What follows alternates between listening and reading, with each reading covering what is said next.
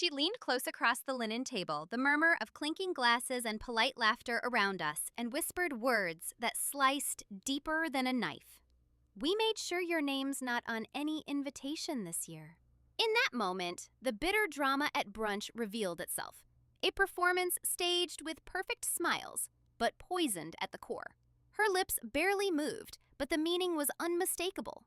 5 harsh words from daughter-in-law cut me out right there.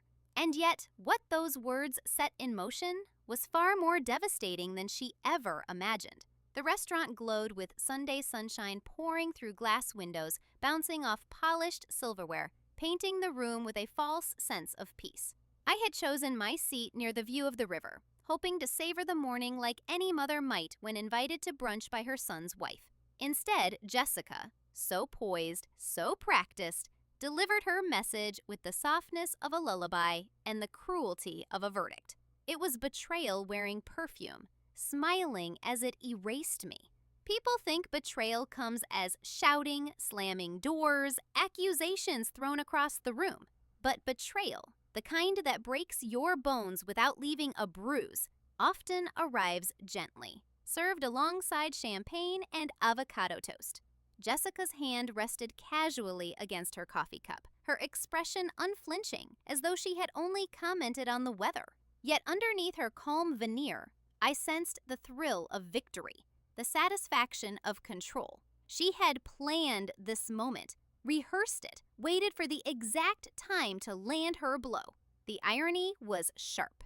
3 years ago, this same country club had hosted my son's engagement party. I remembered the laughter, the photographs, the promises of family unity. I remembered raising my glass in blessing, believing I was gaining a daughter, not losing a son. And now, here I sat in the same hall, stripped of invitations, stripped of belonging, told I was unnecessary to the life I had built. The walls themselves seemed to mock me, reflecting back the emptiness that her words forced into my chest. I wanted to react. I wanted to slam my cup down, to demand an explanation, to call my son and ask how he could allow this. But something inside me, something deeper than pride, stronger than anger, told me to, without question, too comfortable to confront his wife's decisions. Or, better for me, to be erased from the story I had helped write? Every detail of that brunch etched itself into my memory. The cool bite of citrus in the mimosa, the soft hum of conversation at nearby tables, the scent of roses arranged in vases between us. Ordinary elements of a Sunday morning, yet each one now woven into a tapestry of betrayal. Years later, I would still recall the way sunlight fell on Jessica's hands as she dabbed her lips with a napkin. How calm she appeared while rearranging the axis of my world. The cruelty was in the ease, the nonchalance, the belief that I would not resist. I left the club that day without protest. My smile fixed, my voice steady, my steps deliberate. No one watching would have guessed that a fault line had opened beneath me. Yet inside, something shifted permanently. A mother erased from her own family is not merely hurt. She is transformed. In that silence, I began to count, to calculate, to question. What else had been hidden from me? What else had been decided in whispered conversations when I was not there to object? Betrayal, once revealed, multiplies. It breeds questions faster than answers. That night, alone in my house, the words echoed louder than church bells. Not on any invitation. Each repetition stripped away the illusions I had clung to, the excuses for my son's absence, the belief that distance was accidental, the hope that things would naturally mend with time. No, this was not neglect born of distraction. This was deliberate. This was design. And when betrayal is deliberate, the response must be deliberate too. Already, in the quiet of that evening, I began sketching a path that would shock them more than they had shocked me. I did not yet realize that within old drawers, beneath yellowing papers, and in promises long forgotten lay the very leverage I would need. I only knew this: betrayal from those closest is the spark of transformation. That brunch was not merely a meal. It was the funeral of my silence, the death of my compliance, and the birth of my resolve. What Jessica whispered to dismiss me became the catalyst for everything that months, replaying conversations that suddenly revealed darker meanings. My son Daniel had canceled 3 birthday dinners in a row, always citing work deadlines or children's school projects. At the time, I had accepted it, even felt guilty for asking too much of him. Yet now, each excuse felt scripted, each cancellation pre-approved by Jessica's careful hand. The realization burned. How many evenings had I spent waiting by the phone, dressed and hopeful, only to receive another apologetic message? The signs had been everywhere, only I had chosen not to see them. Christmas cards sent late, with vague notes but no invitation. Family photographs shared online, showing smiling faces around tables where a chair should have been mine. Easter brunches, summer barbecues, anniversaries, all celebrated without me, yet with neighbors, friends, and colleagues present.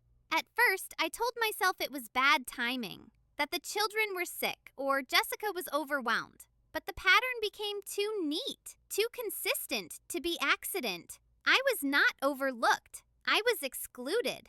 A memory surfaced with clarity that chilled me. 2 years earlier, at Emma's 8th birthday party, I had arrived with a carefully wrapped gift and a heart full of anticipation. Jessica greeted me with a polite nod, directing me to a seat at the far end of the garden. Throughout the afternoon, I had noticed her whispering to other mothers, her eyes sliding past me, as though I were invisible. At the time, I told myself she was preoccupied. Now I realized she had been practicing, perfecting the art of erasing me. Halfway through brunch, Jessica leaned forward. Her voice dipped again into that confessional register she used when she wanted to sound sincere. Most mothers would be dramatic about these things, she said softly. But you're different. You're so understanding. Her praise tasted of poison. It was not a compliment. It was a command. She wanted my silence as proof of my maturity. She wanted my compliance dressed as grace. I smiled back, but inside a new clarity hardened. Understanding did not mean tolerating disrespect. The twist came when she mentioned Daniel directly. He does whatever I ask, she said with a light laugh, slicing her toast into neat squares. Just like his father did with you, I imagine. My relic. The intent was clear. Daniel belonged to her world now, not mine. The house I had built, the years I had poured into raising him, meant nothing in the shadow of her dominance. When the waiter refilled our glasses, I caught my reflection in the polished silver pitcher. My face looked calm, but my eyes carried a fire I had not seen in years. For too long, I had let grief and habit lull me into passivity. I had excused, rationalized, and softened every blow until there was nothing left but silence. Yet in that mirrored glimpse, I recognized a woman who had endured worse and still stood. Jessica mistook silence for weakness. She would soon discover the difference. We parted in the parking lot, Jessica embracing me with a warmth that felt staged for any onlookers. Her perfume clung to my coat as though she meant to leave a mark. I watched her walk away, heels clicking, head high, certain she had completed her performance. She believed the matter settled, that I would retreat into my quiet routines, grateful for whatever scraps of attention remained. But even as she turned her back, my mind had already begun turning toward questions she could not anticipate. Why now? Why summon me to brunch simply to reveal my exclusion? What satisfaction did she gain from declaring it directly, rather than letting silence speak for itself? The answer came like a whisper from the past. Control is never content to act unseen. It must also be acknowledged, affirmed. She wanted me to know she had won. She wanted me to see my irrelevance reflected in her confidence. But what she did not realize was that in showing her hand, she had awakened something I had long buried: resolve. Driving home, I noticed details I had ignored before: the for sale sign in a neighbor's yard, the sharp scent of fresh paint on a passing truck, the crisp autumn leaves drifting across quiet streets. Change was everywhere, waiting to be claimed. I did not yet know how, but I knew this: Jessica's whisper had not ended my story. It had opened a chapter neither she nor Daniel could control. And the question that echoed as I parked in my driveway was simple yet relentless. When betrayal is exposed, how far should one go to reclaim dignity? The deed never lies. That thought struck me the moment I pulled open the heavy file. Signatures. No trusts, no beneficiaries, only me. My heart raced as I ran my fingers over the embossed seal. For years, I had assumed everything Richard left behind was complicated, tangled with legal strings. But here was simplicity, clarity, control. It was mine, and mine alone. The weight of that discovery sank deeper as I thought back to Jessica's condescension. She believed I was powerless, an elderly woman defined by routines and invisible boundaries. She believed Daniel and she held the family reins. Yet this single piece of paper told a different story. The house where Daniel grew up, the home she visited reluctantly, none of it belonged to them. She could erase me from dinners and holidays, but she could not erase my name from this deed. That realization lit a flame she had never anticipated. I continued rifling through folders, curiosity driving me further. Insurance policies, investment statements, bank records, all meticulously cataloged by Richard. He had been a man of numbers, of contracts, of careful provisions. But nestled among the files was one marked with Daniel's name. My breath caught. Inside lay a loan agreement for $50,000, signed and dated 8 years prior. The terms were clear: repayment within 3 years, interest minimal but binding. I flipped through my memory. Daniel's failed business venture, the excuses, the sympathetic phone calls. I remembered supporting him emotionally, never knowing financial strings had also been attached. The mini twist arrived as I uncovered a second document clipped to a letter. This one was labeled House Down Payment. The handwriting was unmistakably Richard's, gift to son and daughter-in-law. But attached was a promissory note written by Daniel himself, promising to repay $75,000 when circumstances improved. My pulse pounded. For years, I had assumed generosity, not obligation, defined our help. Yet here were promises, legal promises, signed and forgotten. Circumstances had improved. Lavish vacations, luxury cars, Jessica's glittering jewelry. But repayment had never come. What had been framed as support was, in truth, that concealed. I sat back in Richard's chair. The documents spread before me like silent accusations. Betrayal was no longer confined to whispered exclusions at brunch. Spun. But these papers held power, not because I wanted repayment. My years of grieving had taught me that money could not restore love, but because they told the truth. And truth, when revealed at the right time, has the power to shatter illusions. I stacked the files neatly, my mind already mapping possibilities. What if I confronted Daniel with them? What if I revealed to Jessica that her foundation was built on unpaid debt? The thought was intoxicating, but I knew timing mattered. Jessica had drawn first blood with her whisper at brunch. If I retaliated too quickly, it would appear emotional, desperate. No, I would wait. I would plan. And when the moment came, the impact would be undeniable, irrefutable. Night fell outside the office window, shadows stretching across the desk. For hours, I had sat surrounded by Richard's meticulous legacy, feeling his presence in every neatly labeled folder. Perhaps he had known, even then, that I would need these documents one day. Perhaps this was his way of protecting me beyond death, giving me tools to stand against those who underestimated me. The thought filled me with an odd mixture of grief and strength. He was gone, yet his handwriting whispered encouragement through the years. By the time I closed the drawers, I felt transformed. I was no longer merely a widow struggling for scraps of inclusion. I was a woman armed with knowledge, with proof, with leverage. Jessica had her whispers, her subtle manipulations. I now had something greater, facts. And facts, when spoken aloud, cannot be denied. I returned the deed and loan agreements to the top of the pile, ready to call upon them when the right storm arrived. As I turned off the light and left Richard's office, one question echoed louder than the rest. If betrayal was hidden in documents and lies, what other secrets still waited, tucked away in drawers I had yet to open? The for sale sign was not just wood and paint. It was defiance hammered into the soil of my past. When Patricia, the realtor my neighbor recommended, stepped into my living room, she carried an air of efficiency that filled the silence with possibility. Her clipboard clicked, her pen glided, her eyes assessed every corner not as memories but as square footage. And for the first time in decades, I looked at my house not as the place that defined me, but as an asset, a choice, a door I could The mini twist came when Patricia examined the deed. "Only your name," she murmured, eyebrows lifting. "That's rare these days. Most widows find their assets tangled in trusts or shared ownership. You, Mrs. Carter, have something very unusual: complete control." Her words struck deeper than she realized. Complete control.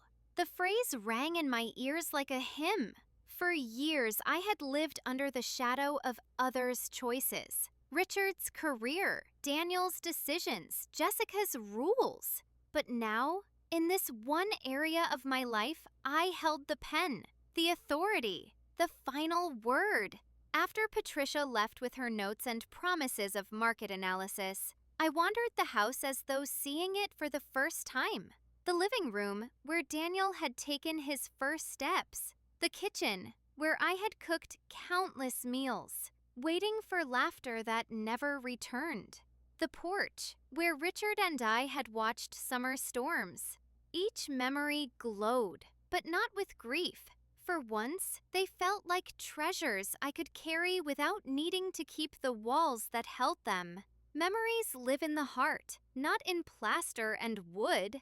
That night, as rain tapped softly against the windows, I sat at the dining table with a single candle burning. Jessica's voice echoed in my mind, smug and certain. "We made sure your name's not on any invitation this year." How fitting, then, that my name was the only one on the deed. She had locked me out of her gatherings, but she could not lock me out of my own autonomy. Selling the house was not loss. It was retaliation wrapped in renewal. A step toward a life where exclusion would no longer define me.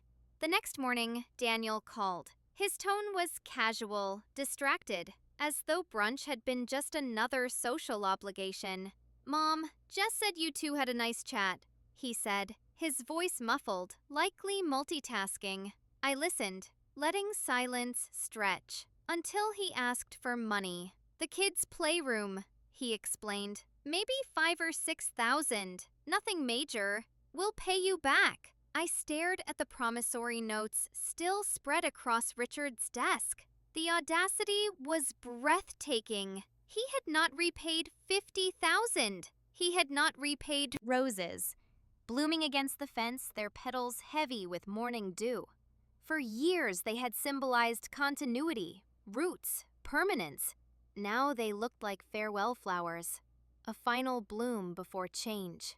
"List it," I said. The word tasted powerful, final. By Friday, the sign stood in my front yard, bold red letters screaming what Jessica and Daniel could not ignore. Change had arrived. The neighbors noticed first. Cars slowed as they passed. Whispers spread. Within hours, my phone rang with Daniel's name flashing across the screen. I did not answer. Jessica left a message, her tone brittle beneath false sweetness. "We should talk." The irony stung. For years, I had begged for conversations, for inclusion. Now they begged for explanations. Each missed call felt like justice. They wanted control over my choices, but control had shifted. The house, once a chain, had become my shield, my declaration. I stood at the window, watching the signs sway in the breeze. For decades, I had told myself this house was my anchor. But anchors can also drag, keeping you bound in waters you no longer wish to stay in. Selling was not abandonment. It was liberation. Jessica thought her whisper at brunch would silence me. Instead, it had awoken me to possibilities she could never imagine. The question was not whether I could survive without this house. The question was whether Daniel and Jessica could survive without the power they believed it gave them. On Sunday morning, I brewed coffee and opened the curtains wide, letting sunlight flood the room. The house seemed brighter, lighter, as though it too had exhaled a long-held breath. I knew conflict loomed. Daniel and Jessica would not accept my decision quietly. They would arrive with arguments, with guilt, with demands. But for once, I was not afraid. I had the deed, the proof, the choice. The for sale sign outside was not just a transaction. It was the beginning of a war I was finally prepared to fight. And as I sipped my coffee, one thought lingered, sharp and unrelenting. When family treats you as disposable, how far must you go to prove that you are not? They came storming into my living room as though the house words struck like a cruel joke. "When do they visit?" I asked quietly. She blinked, caught off guard. Daniel looked at her, then at me, unable to answer. They had no examples to offer. The silence spoke volumes. Daniel began pacing, his steps restless, echoing the same patterns he had as a teenager when guilt gnawed at him. "You can't just sell the house without talking to us," he said, his voice rising. "Dad wouldn't have wanted this." My chest tightened. For years, I had let that phrase, "Dad wouldn't have wanted," be used as a leash. Not this time. "Your father left this house to me," I replied firmly. "Not to us, to me. That says everything about what he wanted." Jessica's lips pressed together, her eyes narrowing in quiet fury. The mini twist came when I revealed the papers. I reached for the folder on the coffee table, laying out the promissory notes in Daniel's handwriting, the loan agreement with Richard's signature, the so-called gift of a down payment tied to obligations never fulfilled. Jessica's face flushed red. Daniel's complexion drained pale. "Where did you get these?" he asked, voice cracking.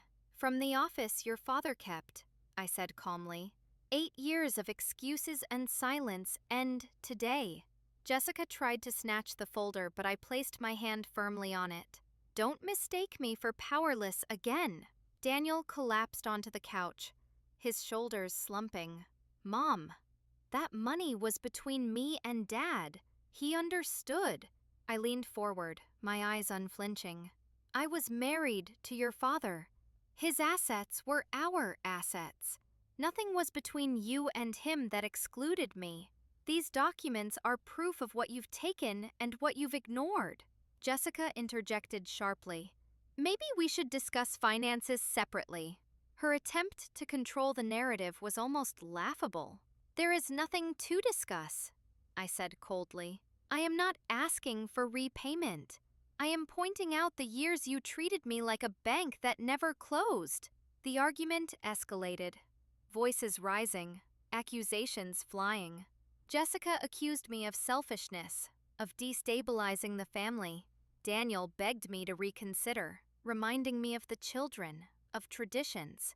But my patience had frayed. "Traditions?" I snapped. "Depressed since Dad died." My chest tightened. "Easier for whom? Did you ever ask me what I wanted? Did you ever let me decide?" Neither of them answered. The silence in the room was heavier than any scream. I rose slowly, standing taller than I had felt in years. "Get out," I said softly, but with steel in my voice. Daniel's eyes widened. Jessica scoffed. "You can't be serious." I repeated it, louder. "Get out of my house." Jessica's bravado faltered. Daniel hesitated, his expression torn between shame and disbelief. Finally, they turned and left, their footsteps sharp on the porch, their car door slamming into the quiet afternoon. I stood at the window, watching their SUV disappear down the street, my reflection staring back at me. No longer the woman they thought they could manage, but someone reborn in defiance. The house was silent once more, yet the silence carried no weight. It felt liberating, even cleansing. I gathered the documents back into the folder and returned them to Richard's desk. My hands no longer trembled. The confrontation had not broken me. It had clarified me. Jessica's manipulation, Daniel's compliance, the lies and omissions. They had lost their power. The house was not theirs to control. The narrative was not theirs to write. From now on, the story belonged to me. Later that night, as twilight painted the sky in shades of violet, I walked through the garden, the roses blooming stubbornly against the fence. I realized they had been witnesses all along, through birthdays, through arguments, through quiet dinners alone. They had seen exclusion take root and betrayal grow, but now they saw something else. Resistance. The house was no longer my prison. Soon, it would no longer be mine at all. And that thought did not terrify me. It thrilled me. Inside, my phone buzzed with another message from Daniel. I did not open it. Jessica would not give up easily, and Daniel would keep pleading. But for once, I did not feel the urge to respond, despite my effort to sound calm. Did your mom tell you something different? There was a pause, and then Emma whispered, "She said you were too tired for kid stuff, that you liked your quiet time better." My knees weakened. I sat down heavily on the edge of my bed, gripping the phone as though it were the last thread between me and truth. Jessica's lies had not only erased me from gatherings, they had poisoned the perception of the grandchildren I loved. The mini twist came when Emma added, "I didn't believe her. You never seemed too tired when it was just us." My breath caught. This child, wise beyond her years, had seen through the manipulation. She had watched. She had compared. She had doubted. And in doubting, she had saved me from vanishing entirely. For Jessica's greatest victory would have been convincing Emma and her brother that their grandmother simply didn't care. That lie would have severed the bond forever. But Emma's faith, fragile yet persistent, had preserved a bridge Jessica never intended to keep standing. "Emma," I said softly, "I want you to know something important. I have never been too tired for you. I would never choose quiet time over spending time with you." On the other end of the line, I heard her sniffle, the muffled sound of a child processing betrayal. "I knew it," she whispered. "I told Jack too, but Mom got mad when we asked about you." The words landed like daggers. Jessica had not only cut me out, she had actively silenced curiosity, punishing my grandchildren for longing to see me. That night, I could not sleep. I replayed Emma's words again and again, each repetition stoking a fire inside me. Jessica had rewritten the story not just for Daniel, but for the children. She had built walls of deceit so high they nearly convinced even the youngest hearts. And Daniel, my own son, had allowed it. Whether out of blindness or convenience, he had surrendered his children's truth to his wife's control. My heart ached for what had been stolen from me, but even more for what had been stolen from them. Honest memories, unfiltered love, unbroken trust. The next afternoon, Emma called again, her voice lighter this time. "Grandma, if you move somewhere new, can I visit you?" Then adults realize. Emma had seen my absence, questioned it, and refused to accept the false answers. That quiet defiance was stronger than any exclusion. In that moment, I realized Jessica had overplayed her hand. Lies may control for a while, but they cannot fully extinguish love. The bond between grandmother and granddaughter had survived the fire. The following weekend, Emma left a message on my phone after I had missed her call. "Grandma, I told my friend at school that I might visit you at the beach. She said that sounds amazing. Don't forget about me." Her words echoed in my empty kitchen as I stood staring at the for sale sign swaying outside. Forget about her? It was I who had been forgotten, erased, rewritten. Yet here was Emma, reminding me that my role was not gone, not useless, not erased. Jessica could manipulate gatherings, but she could not erase longing from a child's heart. That night, I sat at Richard's old desk again. The documents still spread like evidence. But now, beside them, I placed a picture of Emma and Jack, smiling at a picnic years ago. The juxtaposition was startling. Paperwork proved betrayal. Photographs proved love. Which one would I build my future around? For years, I had been paralyzed by grief and manipulation. Now Emma's voice pushed me toward clarity. I was not running away from family. I was running toward the possibility of family that still existed. However fragile, however incomplete. I picked up my pen and began listing what mattered most. Autonomy, truth, dignity, but above all, connection. Not with Daniel, not with Jessica, but with the grandchildren who still saw me. The list became a compass, pointing me away from despair and toward purpose. I would not let Jessica's lies be the final version of our story. If Emma wanted me in her life, then I would move mountains, cross states, change everything to ensure she knew my love was unwavering. That was the promise I made to myself that evening. By the time dawn broke, I had packed 2 boxes with photographs, letters, and heirlooms meant for Emma and Jack. They would know the truth someday. If not now, then in time. Jessica could control invitations and whispers, but she could not control the legacy of love I was preparing to leave behind. The house no longer represented continuity. It represented captivity. Selling it meant Sunset Beach. I inhaled salt air sharp enough to sting and sweet enough to heal. Waves pounded against the shore, as if insisting on erasing old footsteps, old burdens. After weeks of turmoil, the sight of endless water promised something Jessica could never touch. Rebirth. Here, in this place where no one knew me as Daniel's mother or Jessica's inconvenience, I could finally exist as myself. The horizon shimmered with possibility, and for the first time, I believed it was mine. The retirement community was modest but alive with laughter. Neighbors greeted each other by name, dogs tugged on leashes, and the scent of grilled seafood drifted from a cafe nearby. Linda, the community coordinator, led me through the courtyard with a smile that reminded me of Carol, my kind neighbor back home. "We have book clubs, art classes, walking groups," she explained. Her voice carried pride, not salesmanship. For years, I had been defined by absence, by what Jessica withheld. Now, I was being invited into a circle of choice, of inclusion freely given. My new apartment overlooked the ocean. Compact but bright, it offered space for the essentials. My books, my favorite chair, Richard's photograph, and a quilt my mother had stitched decades earlier.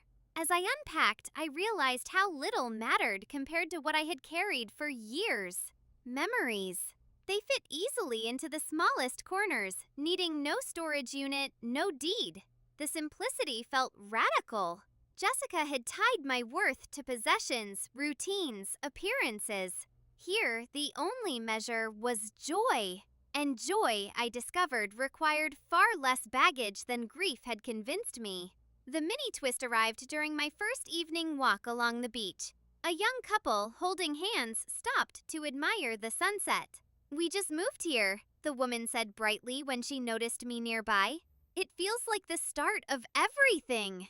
I smiled, realizing the irony. They were beginning their future in the same moment I was reclaiming mine. For them, it was a chapter opening. For me, it was a page turned after decades of silence. Different journeys, same ocean, same sun.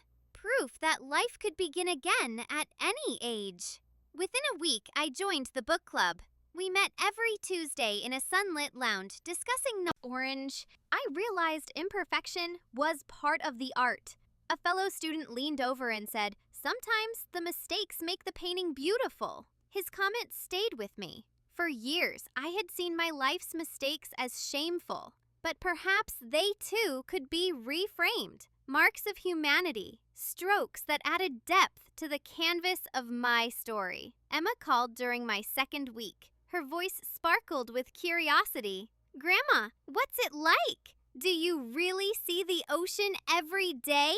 I described the waves, the smell of salt, the pelicans diving head first for fish. Her gasp of wonder lifted me higher than the tide. "Can I come visit?" she asked eagerly. Tears filled my eyes. "Yes, sweetheart, I want you to, more than anything." That moment confirmed what I had secretly hoped. My move was not an end. It was a bridge, one that might finally bring my granddaughter closer, away from Jessica's shadow. Yet not everything was simple. Daniel called less frequently than before. His voice, when it came, was strained, caught between regret and loyalty to Jessica. Sometimes he spoke with warmth, other times with defensiveness. Jessica, meanwhile, remained silent, but her silence carried a weight of unease, as if she feared losing the control she had worked so hard to maintain. In Sunset Beach, I had found independence. Back in their world, she was losing her grip, and that imbalance was bound to provoke a reckoning neither of us could avoid. One Saturday morning, I walked to the library where volunteers were setting up a children's reading circle. I signed up immediately, eager to give what I had always longed to share: stories, patience, attention. As I read aloud to children who sat cross-legged on the floor, their eyes wide with wonder, I imagined Emma and Jack among them. The thought carried both hope and sorrow. Hope, because love still reached across miles. Sorrow, because lies had stolen years we could never retrieve. But perhaps, here in this small coastal town, I could build something worth passing down. In the evenings, I sat on my balcony, tea warming my hands, listening to waves collide with the shore. Sunset painted the water in gold. Last. Or would Jessica's shadow stretch even here, attempting to reclaim what she believed was hers to control? I closed my eyes one night, the sound of waves lulling me towards sleep. For the first time in years, I felt whole. But a question lingered, rising louder than the tide. If I have built a new beginning here, how long before my son must choose between the world his wife controls and the one where his mother finally thrives?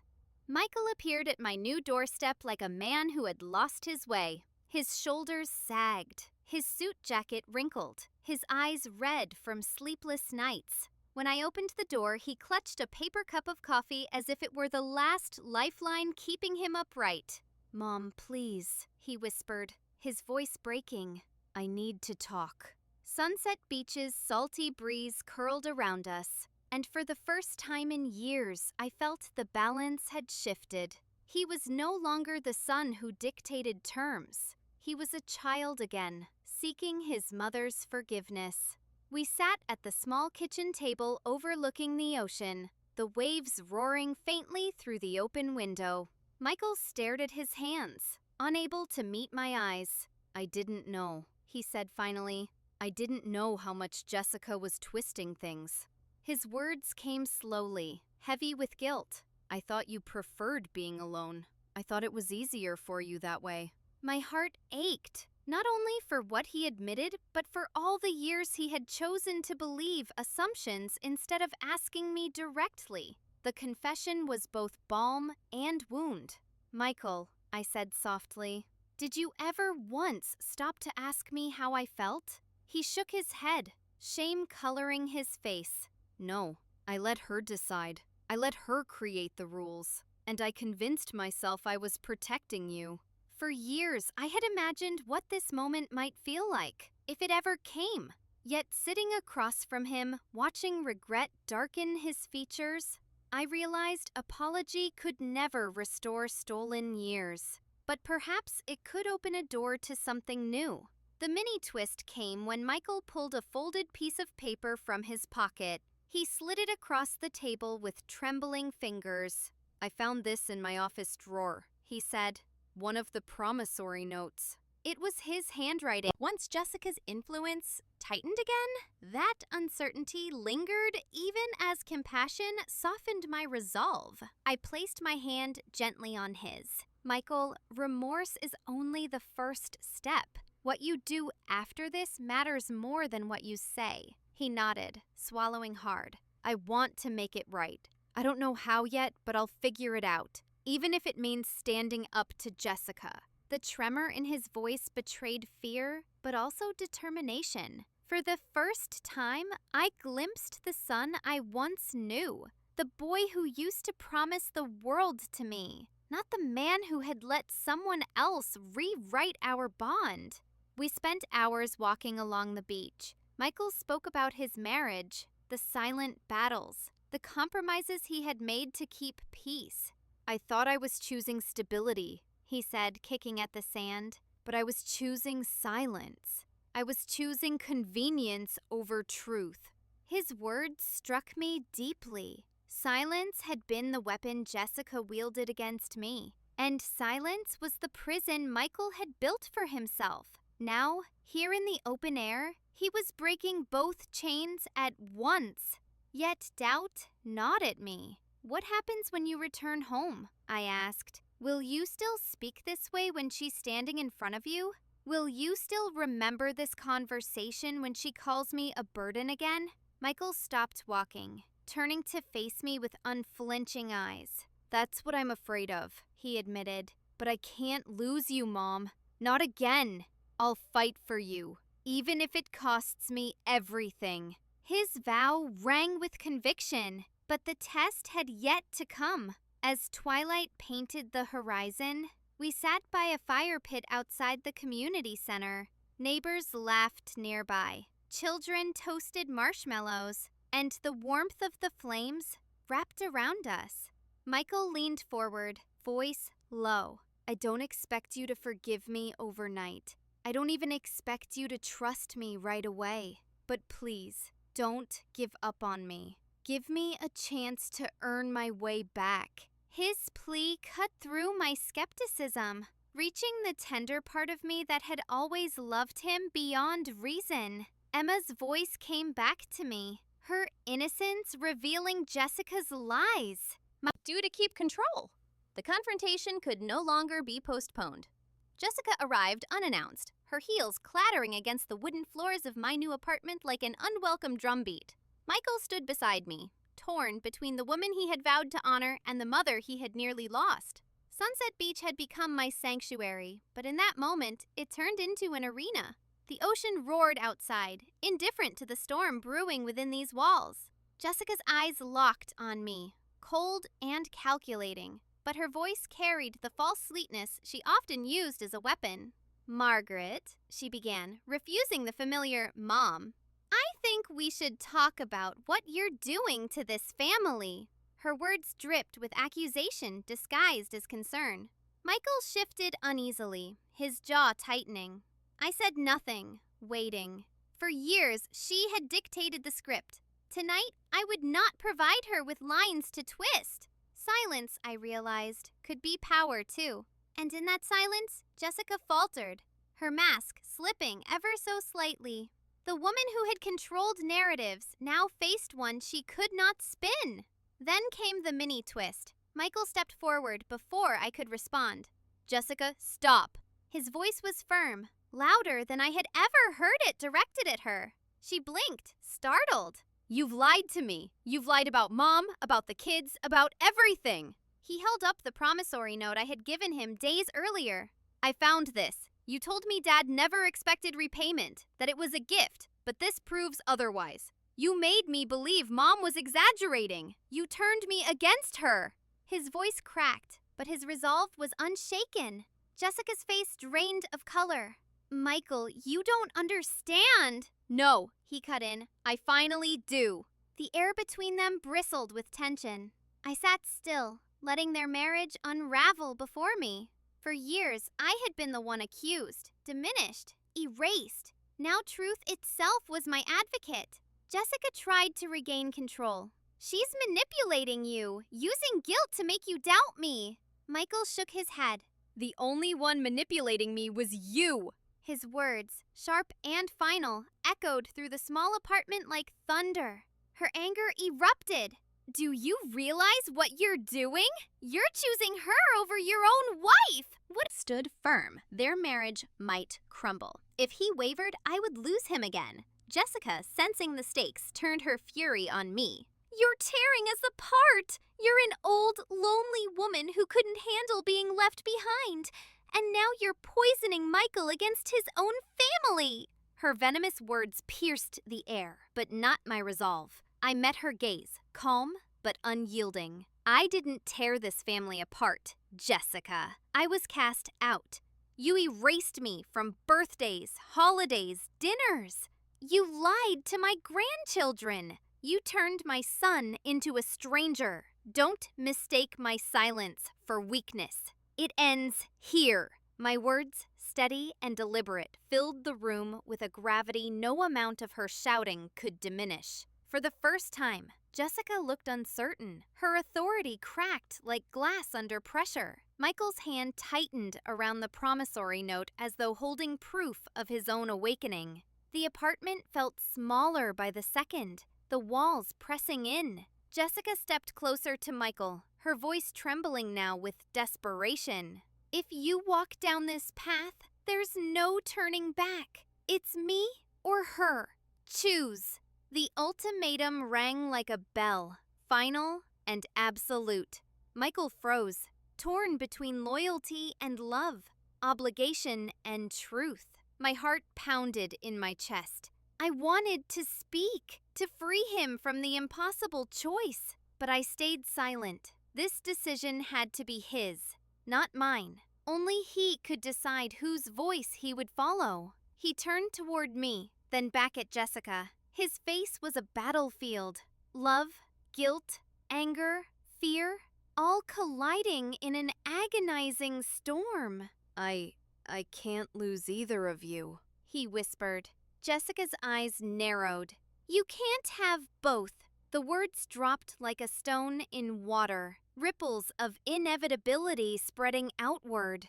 Michael's hands shook, the paper trembling like a fragile truth in the wind. The air grew so thick with tension that even the crashing waves outside seemed to pause, waiting, like me, for the moment that would redefine everything. I saw my son's lips part, forming the first syllable of his decision. Jessica leaned in, ready to claim victory. Certain stood frozen, chest heaving, as though shedding years of control in one single breath. I reached for his hand. You chose yourself, Michael, I whispered. That's the only way to truly choose anyone else. In the days that followed, our relationship began to reshape itself. Michael returned often, sometimes with Emma, sometimes alone. His visits were quieter now, less defensive, more searching. He asked questions he had never asked before, about my childhood, about Richard, about the years before Jessica. For the first time, I saw him not as my son weighed down by obligation, but as a man trying to rediscover the roots he had almost severed. It wasn't perfect, but it was progress. And progress, I realized, is more precious than perfection. Jessica, however, did not disappear. She called, she wrote, she demanded. Letters arrived sharp with accusations. You've ruined everything. You've turned him against me. Yet tucked within her anger was something unexpected. Recognition. I know I was wrong, one letter admitted in trembling handwriting. I know I lied, but I don't know how to undo it. For years I had prayed for honesty from her, even if bitter. Now she was unraveling in ways I could never have forced. Whether she changed or not, I could no longer carry her choices as my burden. Life in Sunset Beach blossomed around me. I joined the walking group each morning, traded recipes with neighbors, and spent afternoons painting seashells with children at the library. Each day filled with small joys, proof that a new life could grow even in the shadow of betrayal. Emma visited that summer, wide-eyed with wonder at the ocean. We built castles in the sand and whispered secrets under the stars. "Grandma," she said one night, "you're happier here. I can see it." Her words cut through any lingering doubt. She saw me, truly saw me, without Jessica's filter. The lesson crystallized one evening as I sat on my balcony, tea in hand, watching the tide recede. Betrayal had hurt me. Yes, silence had nearly erased me. But in that pain, I discovered something more important: the power to reclaim my voice. Family can wound deeply, but it can also uncertain. He is learning to balance his marriage with his conscience, struggling to repair bridges he allowed Jessica to burn.